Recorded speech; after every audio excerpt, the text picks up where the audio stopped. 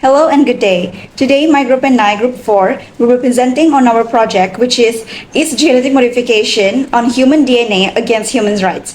Before we start our presentation, I would like to introduce my group members, which is ADNIN, NATASHA, NAJIHAH, KHAIRUL, AKMAL, and AMIR. For the objectives of our title is actually to explore the relationship between genetic modification on human DNA and religions, and to examine different religious perspectives towards genetic modification, as well as identifying ethical issues surrounding genetic modification on human DNA, and to examine the scientific advancements and techniques in genetic modification, as well as discussing the roles and applications of genetic modification on human DNA in various aspects of lives. Assalamualaikum and good day everyone. So what is GMO? So basically genetically modified organism. GMOs are organisms whose genetic material has been altered using modern biotechnology techniques. When it comes to GMO for human consumption, scientists modify the genetic makeup of plants or animals to enhance certain desirable traits. The introduction of GMOs in the food industry aims to address various challenges and improve food production.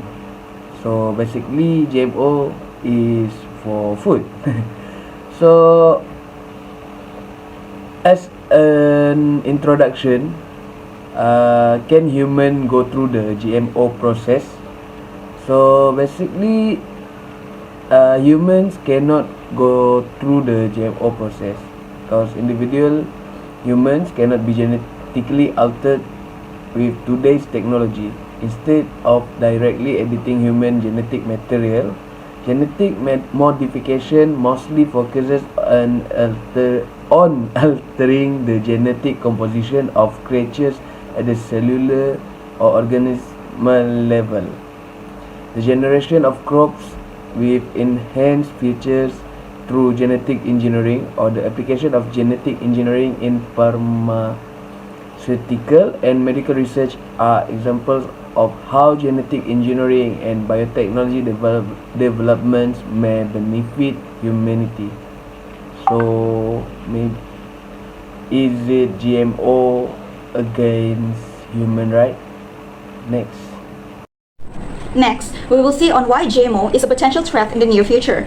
The first point is make societies more unequal. This is because only wealthy parents will be able to afford to enhance their children because using the technology will be costly, especially when it is first launched. The outcome might not be as dire as portrayed in the science fiction movie Gattaca from 1997, which depicts society split between those with genetic advantages and others with whose lack of improvements condemns them to menial employment. However, genetic modification is likely to increase social inequality. Let's envision a world in which all parents have the ability to determine the traits of their children. Some philosophers worry that creating infants to satisfy parental needs will turn them into consumer goods. In his 2014 book, The Future of Human Nature, the German philosopher Johann Habermas makes the case that genetic engineering will limit people's ability to express their free will. Even if this isn't the case, it could have a significant impact on parent-child interaction because it goes against a fundamental ethical precept that says parents should embrace, love, and take care of whatever children they have. Next, a wish of the parents. Parents may have higher expectations as a result of genetic engineering. If parents don't have the child they wanted, if the traits they choose don't manifest, or if the child doesn't use them, their disappointment may result in rejection. A position that is supported by many philosophers is that using genetic treatment to treat illness and disability is ethically permissible, provided that the dangers can be managed.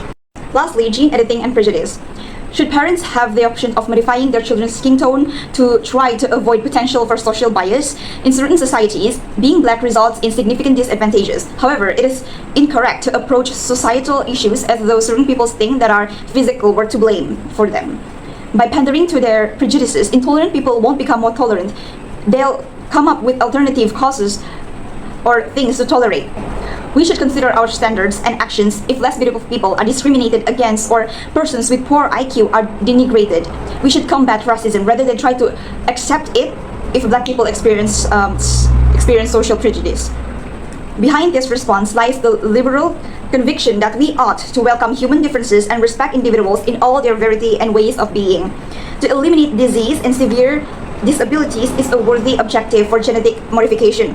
However, because no person should suffer any illness or disability, but to eliminate human variety is not only risky, but it eliminates perspectives that enrich us.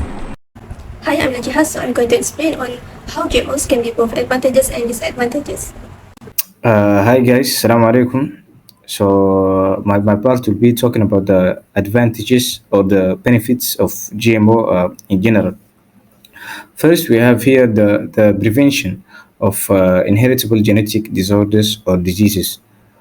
Genetic modification could potentially reduce the overall incidence of disorder conditions and their associated healthcare costs. In other words, also the modification has the potential to lower both the prevalence of illness and the expenses associated with treating it. We have, for example, here the first designer baby who's called Adam Nash was designed in a petri dish to save his sister who was born with a rare and dangerous genetic disease. Secondly, we have here the enhancing certain desired traits, which could potentially increase genetic diversity, which could be potentially beneficial for the long-term survival of a certain population, which also might increase the genetic variation, which in the long term might be beneficial to the survival of certain groups, I would say. Here we have the possible example of enhancing a desired trait, could be increasing intelligence. This could lead to also more productive and innovative society, as people would potentially have greater capacity for learning and problem solving. And lastly, we have increased resistance to certain diseases or illnesses. By enhancing the body's ability to fight off illness, people would be less likely to get sick, which would lead to a lower incidence of disease and thus a lower burden on healthcare systems.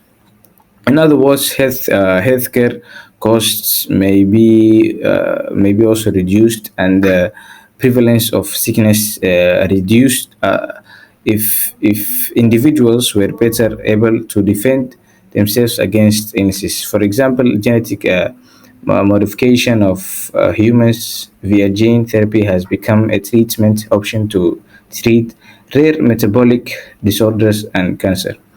I'll pass to my partner to complete. Next is the disadvantages of GMO.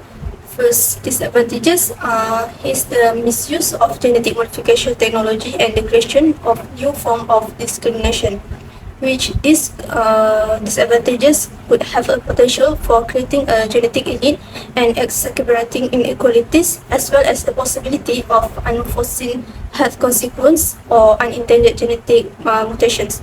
Second is the potential for unintended consequences such as uncontrollable population growth and life competitions. By genetic modification, it will extending the lifespan of people. Then it will have a possible result in outgrown of number of humans. Hence, it will have a serious consequence such as to get a job, economic disparity, and quality of healthcare will arise. Lastly, the disadvantages of GMO is the ethical dilemmas. For example, some parents would even pay to have their baby's DNA to be modified so that they can have such a perfect baby and have the specific desired traits that they want. That's it from me. Thank you. Assalamualaikum warahmatullahi wabarakatuh. My name is BINTI. Let's talk about relationship between GMOs and life aspect.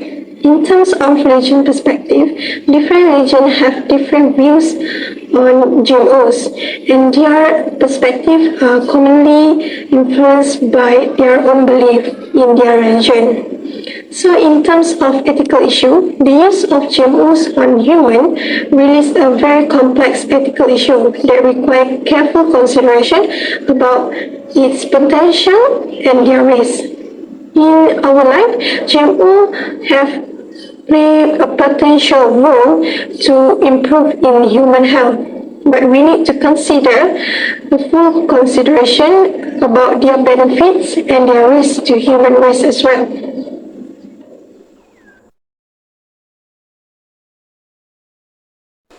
So let's take a look about religion perspective towards GMO on human DNA. So for Islam is going to have debated about the permissibility of GMO, with some arguing that it is permissible as long as its benefits for the human and does not cause the harm to environment. But others are arguing that GMOs is prohibited because it's involved to tampering with God's creation. With Christianity, there's a clear term where the man goes. Some Christian denominations support the use of GMO because they're seeing them as a way to improve the human health. But others are opposed to GMOs because they're seeing this as a violation of God's creation or as a potential harmful to the human race. In Buddhism, Buddha's perspective on GMOs are varied, with some arguing that GMO can be used to alleviate the human suffering and improve our food security. Others are more cautious, arguing that GMO should be evaluated on case by case to ensure that they do not cause the harm to human or violate the Buddhist principle of non-harm and compassion. Hinduism, in Hindu perspective, there are also some arguing that GMO is permissible as long as it is done for the respect of human and the natural world, and others are against to GMOs because they see GMOs as a violation to the principle of ahimsa, which prohibits causing harm to human beings. So to conclude, after careful examination, it becomes clear that the question of whether genetic modification in human DNA violates human rights is a complex issue. Throughout this proposal, we have explored the definition of genetically modified organisms, GMOs, assessed their potential risks and benefits, and examined their impact on various aspects of life, striking a balance between the potential advantages of genetic modification and the fundamental principles of human rights, such as autonomy and privacy, is crucial. Establishing robust ethical frameworks and regulations is essential to ensure responsible practices that uphold human rights.